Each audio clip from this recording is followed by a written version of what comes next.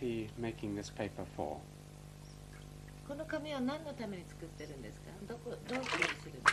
これはですね、浮世絵をですね、で額へ入れたり、いろいろなお客様がまあ鑑賞というかね、そういうようなものに。Can you remember? Yes. Well, till 25 years ago, in this area, we've been making very thin papers, but because of word processor and copying machine, that paper suddenly stopped being sold, and we had a hard time.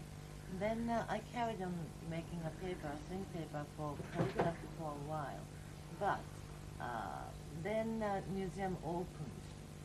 And then I started meeting people, and I started asking people what sort of papers they want. Taking their suggestions or requests, I developed the papers which you are seeing today. So they are all my original ideas to make this kind of papers.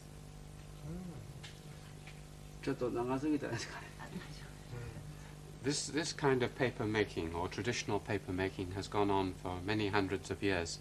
Do you think it will go on into the future for much longer, or will it die out?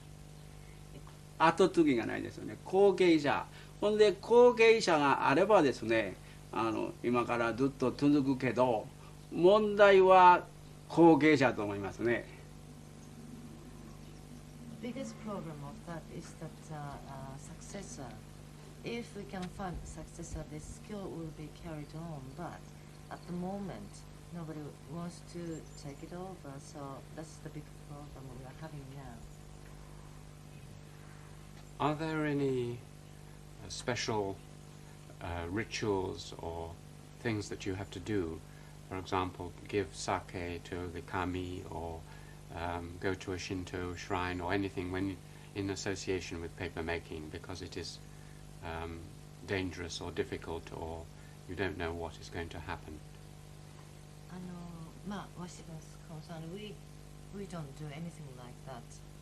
I don't think anybody's doing that kind of ritual thing when we make papers. I think that's probably enough. As we thought, the answer is no. Actually, it's interesting because it shows the complete predictability of the process. Pottery and things where you can't be sure of the outcome. Sword making even, you have to have ritual. I mean, it's an old anthropological theory that whenever there's a high degree of uncertainty, you can't control the outcome, there are too many factors, then you need magic to just bridge over the gap. And even my son-in-law, who's a potter, has special rituals while he's making pottery nowadays. He has to have a certain kind of beer which he drinks and so on. But with this, it always works, more or less, I imagine. I mean, it's a set of procedures. And so there's always certainty that it's going to come out, so you don't need any magic, completely magic-free activity. But perhaps one last question I could ask. What strikes you as being fundamentally different with Japanese papermaking and its significance? I mean, what is different here, do you think, to the kind of papermaking we get in the West? Well, what is most striking to me, anyway, is that this is a natural substance. It's a fibre that comes straight from a tree, and you take it off, you peel it off, and then you pulp it and boil it, and you finally get to these filaments. And so it's organic, straight contact between you and nature.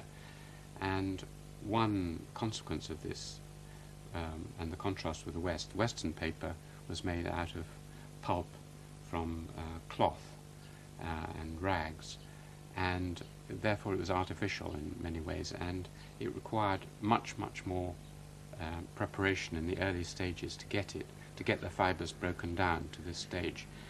And as a result, it was really totally uneconomic to do what I think they must have done here before they had that machine, which was they just pounded it with manual labor.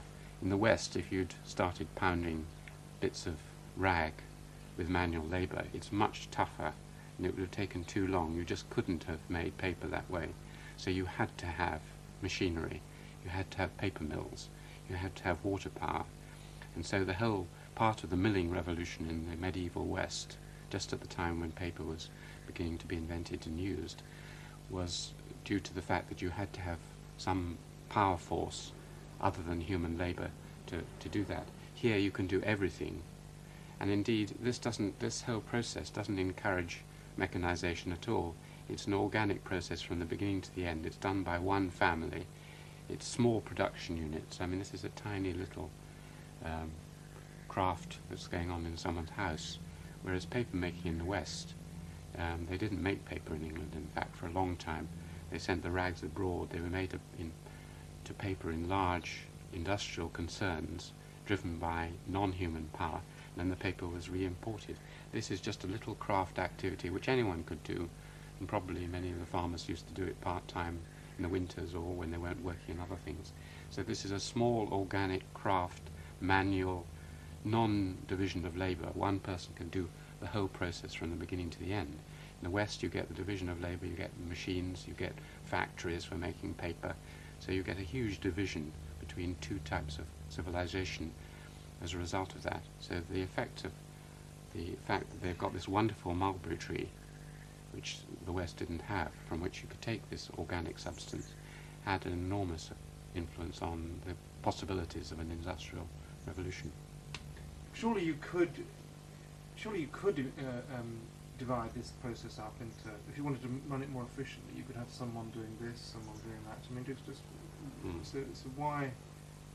Well, I suppose you could have done, but I think the laws of the division of labour that Adam Smith suggested, whereby if you divide a very simple process into bits, you get it more efficient. There's no more way of getting this more efficient. I mean, basically you've got a lot of fibres, and one person coming and doing this, and another person doing the next stage, another person doing the next stage, each stage would be no more efficient.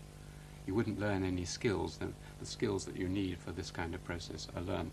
So one person, and one result of this, of course, is that one of the great tragedies of the West is this division of labour. It leads to efficiency, but it leads to a complete loss of any contact with what you're making. You don't see the process through. It's what Marx termed alienation. You're alienated from the final product. Here, he himself would be a satisfied man because he takes the whole process from the original cutting of the wood right through to the final paper. So he sees he is linked with the product of his labour, whereas in the West you make the head of the pin pass on the pin to someone else and you never see it right through. So I think this does actually make it possible not to divide the labour. Arigato.